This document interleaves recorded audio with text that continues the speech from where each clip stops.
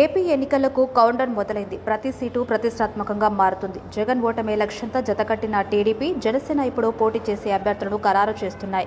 BJP పొత్తు అంశంపైన స్పష్టత ఇచ్చిన తర్వాత ప్రకటనకు సిద్ధమవుతున్నాయి. ఏపీలో అసెంబ్లీ ఎన్నికలు సమీపిస్తున్న వేళ ఇక్కడి రాజకీయాలు రోజురోజుకు హీటు పుట్టిస్తున్నాయి. రాష్ట్రంలో ప్రస్తుతం ఉన్న పరిస్థితులు, పరిణామాలు రాజకీయ పార్టీల నేతలను సందిగ్ధంలో పడేస్తున్నాయి. ఓ పక్క వైసీపీకి ప్రజల్లో ఉన్న సహజ వ్యతిరేకత చూస్తే టీడీపీ, జనసేన వచ్చే ఎన్నికల్లో గెలుపు కైవసం చేసుకోవడం ఖాయమన్న అభిప్రాయాలు ఆయా వర్గాల్లో ఉన్నాయి. కానీ ఏ సమయంలో ఏ ఎత్తుగడతో సీఎం జగన్ ప్రతిపక్ష పార్టీలను దెబ్బతీస్తారన్న ఆందోళనలో టీడీపీ, జనసేన నాయకులు ఆందోళన చెందుతున్నారు.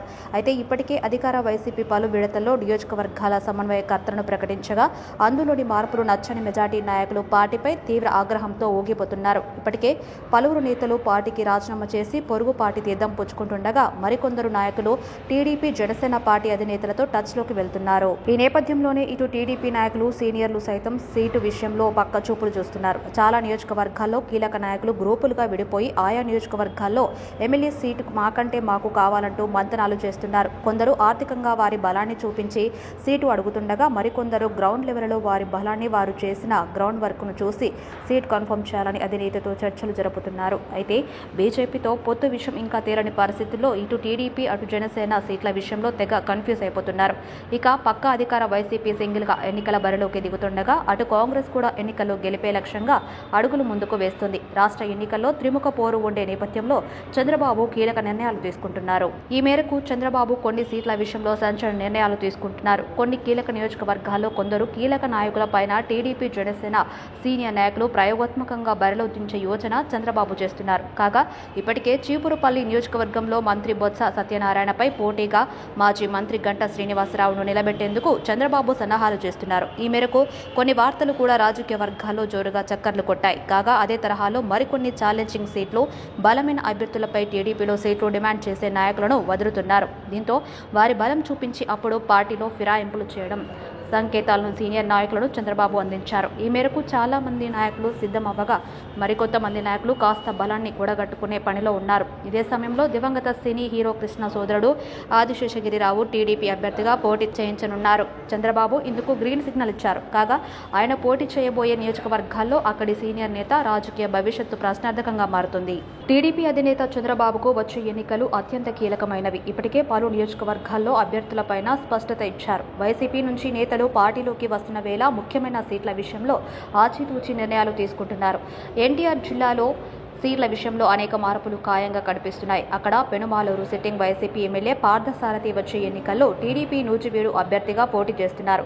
అక్కడ టీడీపీ నేత ముద్దరబోయిన వెంకటేశ్వరరావు వైసీపీలో చేరడం ఖాయమైంది. ఈ సమయంలో పెనుమలూరు నుంచి కొత్త అభ్యర్థిని చంద్రబాబు ఖరారు చేసినట్లు సమాచారం. దివంగత సినీ హీరో కృష్ణ సోదరుడు ఆదిశేషగిరిరావు టీడీపీ అభ్యర్థిగా పోటీ చేస్తారని తెలుస్తోంది. గతంలో వైసీపీలో క్రియాశీలకంగా పనిచేసిన ఆదిశేషగిరిరావు టీడీపీలో చురుగ్గా ఉంటున్నారు. తాజాగా చంద్రబాబును కలిసిన ఆదిశేషగిరిరావు తాను పెనమలూరు నుంచి పోటీ చేసేందుకు ఆసక్తి వ్యక్తం చేశారు.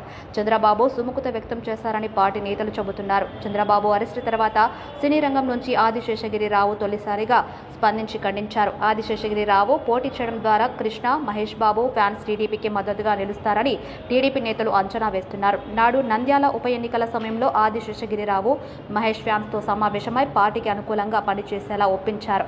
కృష్ణ అల్లుడు గల్లా జయదేవ్ టీడీపీ నుంచి 2 సార్లు ఎంపీగా గెలిచారు. ఈసారి పోటీకి దూరంగా ఉన్నారు. ఈ సమయంలో ఆదిశేషగిరిరావు పేరు తెరపైకి వచ్చింది. ప్రస్తుతం పెనమలూరు టీడీపీ ఇన్ఛార్జిగా బోడే ప్రసాద్ ఉన్నారు. మైలవరం టీడీపీలో మారుతున్న సమీకరణాలతో అక్కడ వైసీపీ ప్రస్తుత ఎమ్మెల్యే వసంత కృష్ణ ప్రసాద్, దేవినేని ఉమా మధ్య పోటీ నెలకొంది. చంద్రబాబు ఇద్దరిలో ఎవరికి సీటు ఇస్తారనేది అధికారికంగా స్పష్టత రాలేదు. వసంతకు మైలవరం సీటు ఇచ్చి దేవినేని ఉమాను పెనమలూరు నుంచి పోటీ చేయిస్తారని పార్టీలో చర్చ సాగుతుంది. అదే జరిగితే ప్రస్తుతం బోడే ప్రసాద్కు సీటు లేనట్లేనని చెబుతున్నారు.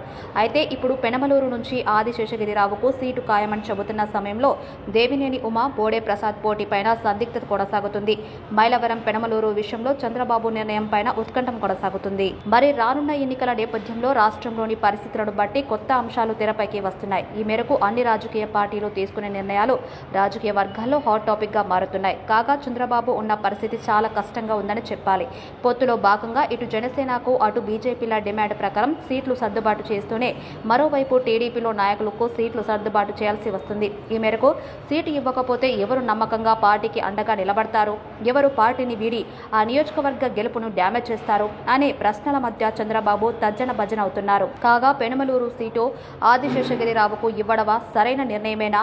మరి దేవినేని ఉమాకు ఎక్కడ సీటు కల్పిస్తారు? బోడే ప్రసాద్ ఏ నియోజకవర్గానికి మారుస్తారు? అసలు బోడే ప్రసాద్కు సీటు ఇస్తారా లేదా ఇటు దేవినేని అటు బోడే ఇద్దరిని పార్టీ సహకరించాలని చంద్రబాబు బుజ్జగిస్తారా అనే ప్రశ్నలు ఇప్పుడు ఆ నేతల్లో అదేవిధంగా రాజకీయ వర్గాల్లో చర్చనీయాంశంగా మారాయి. మరి బీజేపీతో పొత్తు అంశం తేలాక చంద్రబాబు ఈ ముగ్గురు నేతల విషయంలో ఏం చేస్తారో అనేది వేచి చూడాల్సి ఉంది.